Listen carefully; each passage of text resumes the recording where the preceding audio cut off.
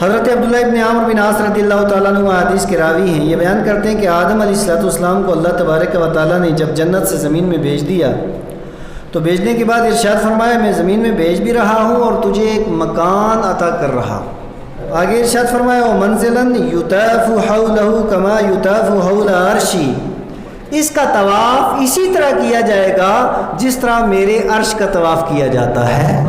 یہ عرش کا طواف کرنے والے فرشتے ہیں، اور روئے زمین پر اللہ تعالیٰ نے آدم علیہ السلام کے ساتھ جو گھر بھیجا ہے وہ خانہ کعبہ ہے۔ اس کے ارد گرد اس طرح نماز ادا کی جائے گی جس طریقے سے میرے عرش کے دائیں بائیں نماز ادا کی جاتی ہے۔ تو فلما کان زمن الطوفان، جب حضرت نوح علیہ السلام کے زمانے میں طوفان آیا تو اس گھر کو اللہ تبارک و تعالیٰ نے اوپر اٹھا لیا۔ وَكَانَ الْأَنْبِيَاءُ يَحُجُّونَهُ، اور انبیاء کرام پھر بھی یہ داخل جاتے تھے، اور سارے انبیاء یہ حج کرتے تھے، یعنی میدان عرفات کے اندر بھی تشریف لے جاتے تھے، اور اس مقام پہ جہاں پہ خانہ کعبہ وہاں بھی جاتے تھے، حج کرتے تھے ایک لمبے زمانے تک۔ لیکن یہ معلوم نہیں ہو سکتا تھا کہ یہ خانہ کعبہ کہاں پر ہے، کیونکہ طوفان نوح میں خانہ کعبہ کو اٹھا لیا تھا۔ پھر حضرت ابراہیم علیہ السلام یہاں پہ تشریف لائے اور خانہ کعبہ کی دوبارہ تعمیر کی 5 پہاڑوں کے پتھروں سے، غار ایک تو ہیرا اور ایک سبیر لبنان اور جبل طور اور جبل خیر، ان کے پتھر لائے گئے، اور ان پتھروں سے حضرت ابراہیم خلیل اللہ علیہ السلام نے خانہ کعبہ کی تعمیر کی ہے۔ اور اللہ کے پیارے محبوب فرماتے ہیں اس خانہ کعبہ سے تم فائدہ اٹھاؤ، اس خانہ کعبہ سے تم، یعنی جس کی طرف دیکھنا یہ بھی عبادت ہے، جس کے پاس نماز ادا کرنا یہ بھی عبادت ہے، جس کا طواف کرنا یہ بھی عبادت ہے، جہاں پہ دعا کرنا یہ بھی عبادت ہے، جہاں کسی کے لیے دعا کرنا یہ بھی عبادت ہے۔ تو جو بندہ مومن وہاں پہ جاتا ہے، بیٹھا رہے اس پہ خدائے قدوس کی رحمتیں، کھڑا رہے وہاں اس پہ اللہ تعالیٰ کی رحمتیں، طواف کرے اس پہ اللہ تبارک و تعالیٰ کی رحمتیں، یعنی اللہ تبارک و تعالیٰ نے وہ شان اور وہ عظمت خانہ کعبہ کو عطا فرمائی ہے۔ خانہ کعبہ بھی روئے زمین کے اوپر ایک ایسا مقام اور ایک ایسی جگہ ہے جب بندہ دیکھتا ہے تو دیکھتا ہی رہ جاتا ہے۔ اس وقت خانہ کعبہ کے اوپر بندہ جب نظر ڈالتا ہے، حقیقت یہ ہے کہ پھر صرف عظمت خداوندی دل میں ہوتی ہے، اللہ کی شان انسان کے دل کے اوپر قابض رہتی ہے، اور اللہ تبارک و تعالیٰ کا کرم اور اس کی عنایت اور اللہ تبارک و تعالیٰ کی جو صفات ہیں بس انہی کا پہرا انسان کے دل پہ رہتا ہے۔ دنیا انسان کے دل سے غائب ہو جاتی ہے، وہ مقام اور وہ مرتبہ اللہ تبارک و تعالیٰ نے اور وہ شان اور وہ عظمت آپ نے اس گھر کو عطا فرمائی ہے۔ ایک طویل حدیث ہے، اس کا کچھ حصہ میں عرض کروں گا، پوری حدیث کی تشریح نہیں کر سکتا، کہ آدم علیہ السلام جب ہندوستان سے حج کرنے کے لیے تشریف لے گئے تو فما نزل منزلا اکل فیہ وشرب الا صار عمرانا بعدہ وقرا، کہ حضرت آدم علیہ السلام جب تشریف لے گئے تو بڑے تحت نگاہ ان کا ایک قدم پڑتا تھا۔ تو جب خانہ کعبہ کا حج کرنے کے لیے حضرت آدم علیہ السلام تشریف لے گئے، میدان عرفات کے اندر تشریف لے گئے، تو حضرت آدم علیہ السلام جس مقام پہ رکے اور وہاں پہ انہوں نے کھانا کھایا، یا حضرت آدم علیہ السلام نے جہاں پہ پانی پیا، تو حضرت آدم علیہ السلام کے رک کر کے کھانا کھانے اور پانی پینے کی برکت سے اللہ تبارک و تعالیٰ نے زمین کے اس حصے کا انتخاب کیا، اور بعد میں اللہ تعالیٰ نے آباد فرما کر کے اسے شہر بنا دیا۔ اب یہ دنیا کے اندر جتنے بھی آپ کو شہر نظر آ رہے ہیں نا، تو ان شہروں کے اندر حضرت آدم علیہ السلام کا قیام ہوا۔ جب ان کا قیام ہوا، وہاں کچھ کھایا، تو اللہ تبارک و تعالیٰ نے اس علاقے کو حضرت آدم کی جاگیر بنا دی۔ اور حضرت آدم علیہ السلام کے اولاد، کیونکہ جتنے بھی انسان ہیں، جتنے بھی بشر ہیں، یہ سارے کے سارے حضرت آدم علیہ السلام کی اولاد ہیں، تو پھر وہاں پہ شہر بھی تعمیر ہوئے، وہاں پہ بستیاں بھی تعمیر ہوئی ہیں، اور وہ تعمیر یہ دنیا کے اندر جو شہر آپ کو نظر آ رہے ہیں یا بستیاں نظر آ رہی ہیں، یہ بھی حضرت آدم علیہ السلام کے قدموں کا صدقہ ہے۔ اس کے بعد حضرت آدم علیہ السلام حتی قدم مکہ تھا، جب مکہ مکرمہ میں حضرت آدم علیہ السلام تشریف لے گئے تو حضرت آدم کا استقبال فرشتوں نے کیا ہے۔ کس نے استقبال کیا؟ فرشتے آگے کتار لگا کر کے صفیں بند کر کے حضرت آدم علیہ السلام کا استقبال کیا۔ کیا شان ہے حضرت آدم علیہ السلام کی کہ جب حضرت آدم علیہ السلام کو جنت کے اندر اللہ تعالیٰ نے پیدا کیا تو سارے فرشتوں سے ارشاد فرمایا فاسجدوا لآدم فسجدوا الا ابلیس، کہ آدم علیہ السلام کو سجدہ کرو۔ سب نے سجدہ کیا سوائے شیطان کے۔ تو کہیں تو حضرت آدم علیہ السلام کو فرشتے سجدہ کر رہے ہیں اور کہیں حضرت آدم علیہ السلام حج کے لیے تشریف لے جا رہے ہیں اور شہر مکہ کے اندر حضرت آدم علیہ السلام کا استقبال فرشتے کر رہے ہیں۔ اب وہاں پہ جب استقبال کیا فرشتوں نے، فقالو،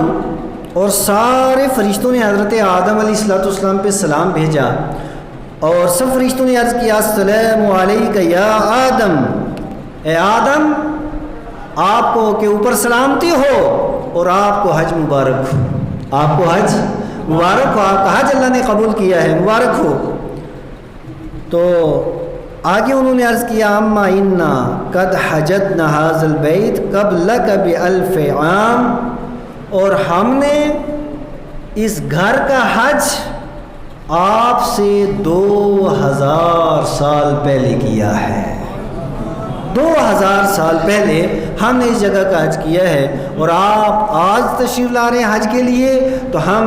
آپ کا استقبال کرتے ہیں۔ کیونکہ اس کی تاریخ کے اندر یہ بھی ہے کہ جہاں پہ اس وقت خانہ کعبہ ہے یہاں پہلے بیت المعمور تھا اور پھر بیت المعمور کو اٹھا لیا تھا، پھر آدم علیہ السلام یہ مقام لے کر کے آئے تھے، پھر اس گھر کو بھی اٹھا لیا تھا حضرت نوح علیہ السلام کے طوفان میں، پھر ایک زمانے تک انبیاء کرام تشریف لے جاتے رہے، اس مقام کی زیارت کرتے رہے، وہاں پہ دعائیں کرتے رہے، پھر حضرت ابراہیم علیہ السلام تشریف لائے اور انہوں نے خانہ کعبہ کی تعمیر بھی کی ہے اور پھر اس طریقے سے اس کا حج بھی کیا ہے۔ اور خانہ کعبہ کا حج یہاں سے کیا ثابت ہوا اس حدیث پاک کا کہ ایسا نہیں کہ خانہ کعبہ کا حج حضرت ابراہیم علیہ السلام کی تعمیر کے بعد شروع ہوا ہو، بلکہ حضرت آدم علیہ السلام ابھی تشریف نہیں لائے تھے، ان سے بھی 2000 سال پہلے۔ اب کتنا پہلے یہ رب جانے یا وہ فرشتے حج کرنے والے جانے، ان کو بھی اللہ تبارک و تعالیٰ نے حج بیت اللہ کے لیے معمور کر دیا تھا اور یہ لوگ خانہ کعبہ کا حج کیا کرتے تھے،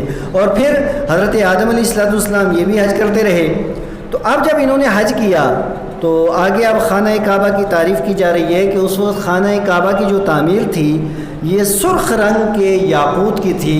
اور اس کی دیواروں کی نظافت اور لطافت کا یہ عالم تھا کہ اگر کوئی آدمی اندر ہو تو باہر والا حصہ نظر آتا تھا اور باہر ہو تو اندر والا حصہ نظر آتا تھا۔ جس طریقے سے شیشے میں آپ دیکھ سکتے ہیں باہر سے اندر اور اندر سے باہر، یہ کیفیت تھی حج کرنے کے بعد۔ فقضا آدم نسکہ، پھر آدم علیہ السلام نے قربانی بھی کی،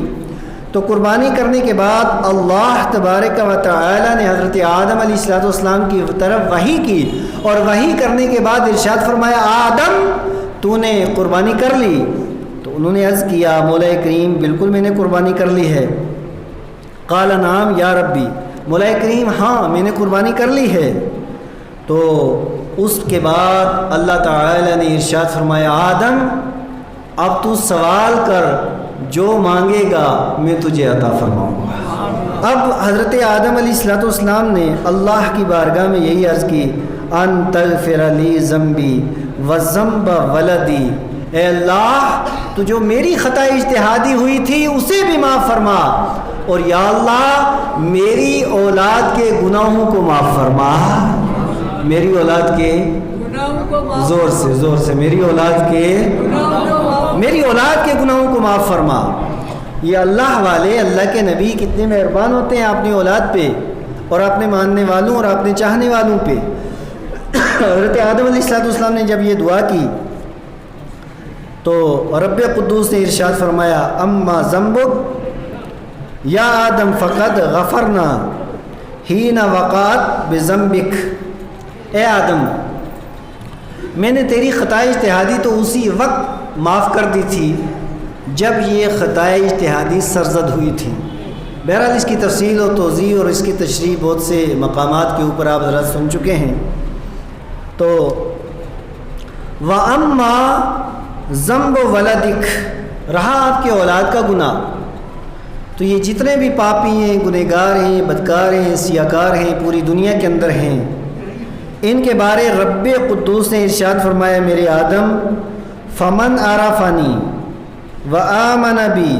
وصدق رسولی و کتابی، جو میری معرفت ہو اور میرے اوپر ایمان لائے، دو چیزیں، میرے رسولوں پہ ایمان لائے، میری کتابوں کے اوپر جو ایمان لاتا ہے، تو رب تعالیٰ فرماتا ہے غفرنا لہو ذنبہ، میں ایسے شخص کے گناہوں کو معاف فرما دیتا ہوں، ایسے شخص کے گناہوں کو معاف فرما دیتا ہوں۔ حضرت امام اصفہانی نے اس حدیث پاک کو حلیۃ الاولیاء کے اندر، امام منذری نے ترغیب و ترہیب کے اندر روایت کیا ہے۔